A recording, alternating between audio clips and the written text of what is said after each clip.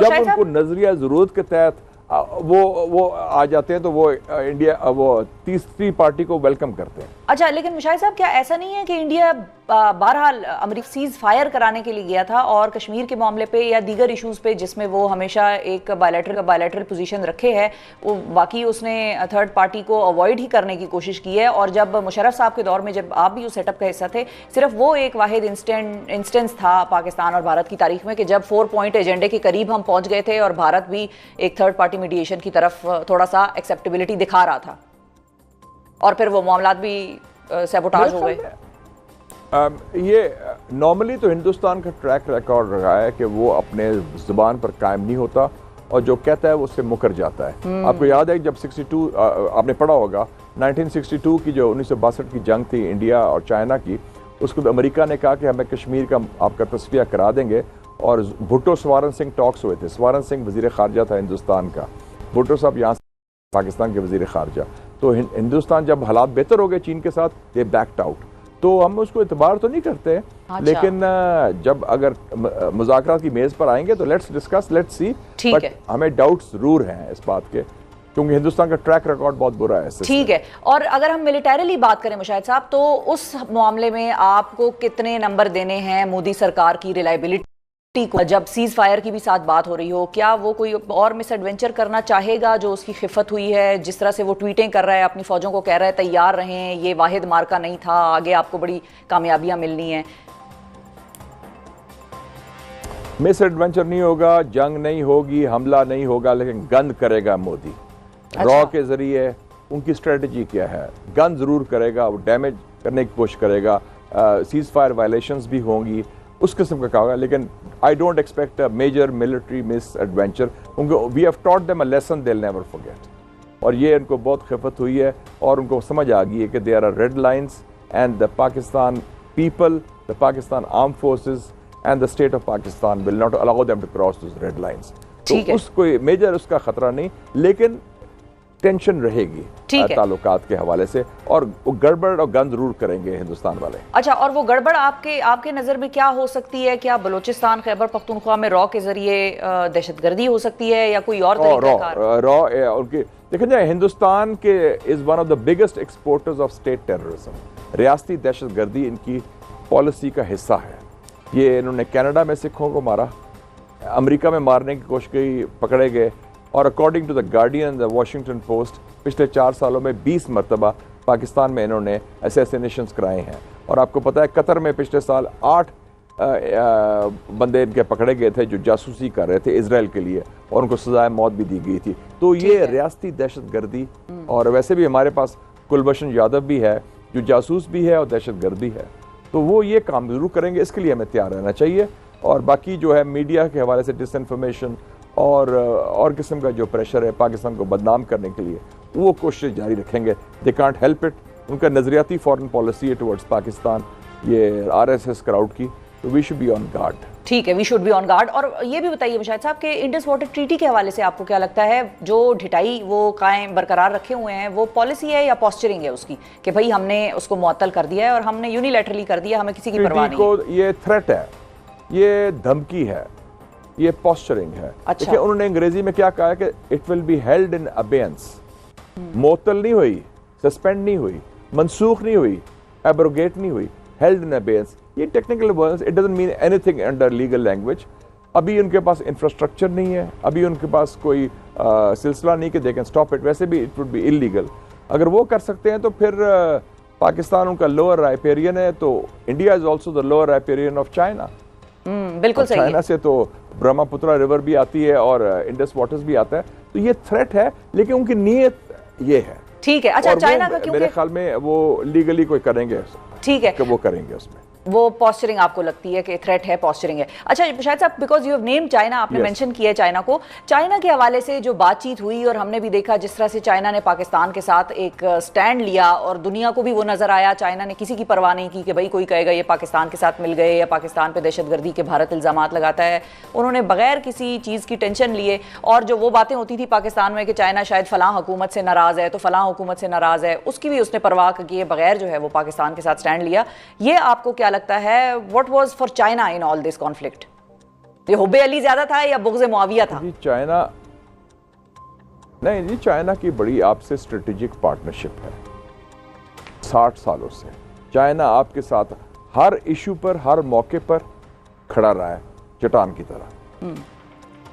UN security council, nuclear suppliers group, FATF, G20, और उनकी strategic clarity है कि कोई हमारे जो इंटरेस्ट हैं चाइना से हम आहंग हैं। कभी कभी हमारे यहाँ कुछ लोगों की वेवरिंग होती है, मुख्तलिफ लॉबीज में आ जाते हैं कि देखते हैं कि ये करें तो वो करें, वो मगरब की तरफ देखते हैं। जो चाइना आपके लिए कर रहा है, दे सकता है, वो कोई और मुल्क आपको देने को तैयार नहीं, in terms of technology, in terms of investment, in terms of armaments. Be very clear on that. तो इसमें ये उन्होंने प्रूव कर दिया, और चाइना ने मेरे ख्याल में जो स्टैंड लिया, एक किस्म की उन्होंने वार्निंग भी दे दी हिंदुस्तान को, जब उन्होंने कहा कि unity, territorial integrity and sovereignty of Pakistan पर हम कॉम्प्रोमाइज़ नहीं करेंगे। तो हमें चाइना का शुक्रगुजार होना चाहिए, and we should be grateful that China इतनी बड़ी कुव्वत, हमारा नेबर भी, हमसाया भी है, और हमारा बेहतरीन दोस्त और हलीफ भी है। तो उस हवाले से पाकिस्तान के जो पोजीशन लेवरेज हुई है जंग में भी, ये जो बैटल हुई थी 2 राउंड्स की, ये चाइनीज़ टेक्नोलॉजी प्लेड अ की रोल इन दैट।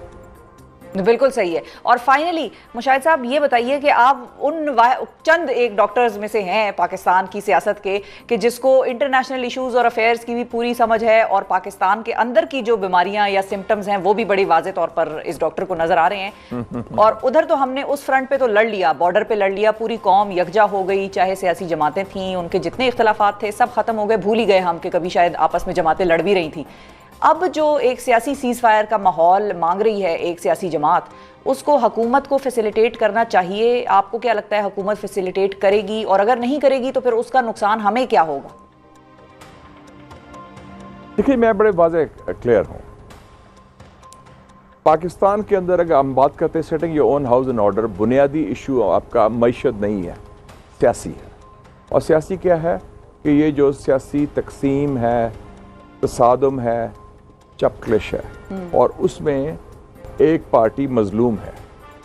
सियासी मूल कैदी नंबर 804 इमरान खान को रिहा करना चाहिए, मिसिंग पर्सनस का मसला हल करना चाहिए, क्योंकि ये हम मामला तय करें।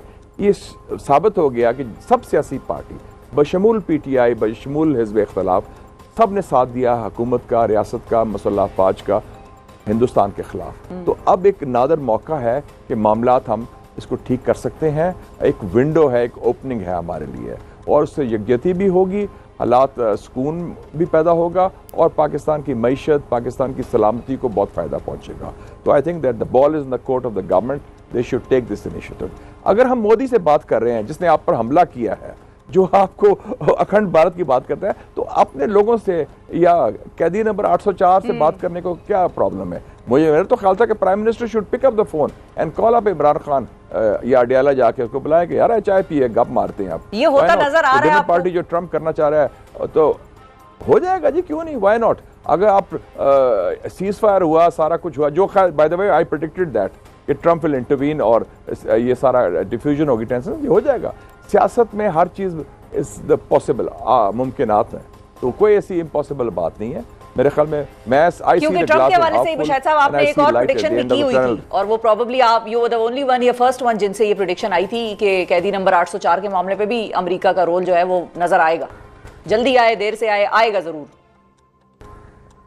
देखें जी, 5 नवंबर को इलेक्शन हुए,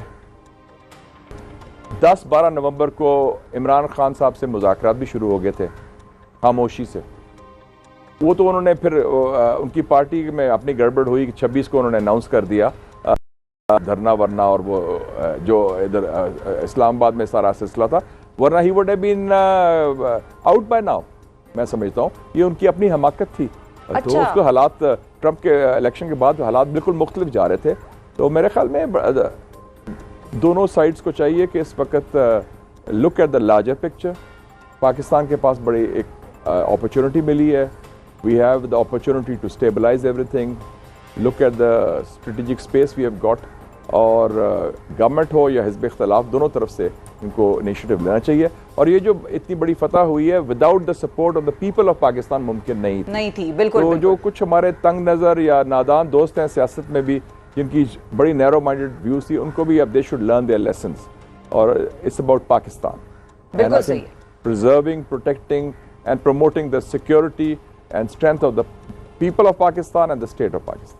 बिल्कुल सही, बिल्कुल सही। और फाइनली मुशाहिद साहब क्विकली ये बताइए, जो आप कह रहे हैं कि मुज़ाकरात शुरू हो गए थे ट्रंप के इलेक्शन के बाद, वो ट्रंप की इंटरवेंशन से या अमेरिका की इंटरवेंशन से? अब जरा मैंने I have to go now, मेरी एक और अपॉइंटमेंट है, वो आप तफसीली बात करेंगे। Let's focus on the main issue. The main issue is इस वक्त we have won a great victory, उसको सेलिब्रेट करें, कंसोलिडेट करें। बाकी ये रवायती सियासत चलती रहेगी बाद में किसी और टाइम। थैंक यू इंशाल्लाह जी, थैंक यू, बहुत शुक्रिया।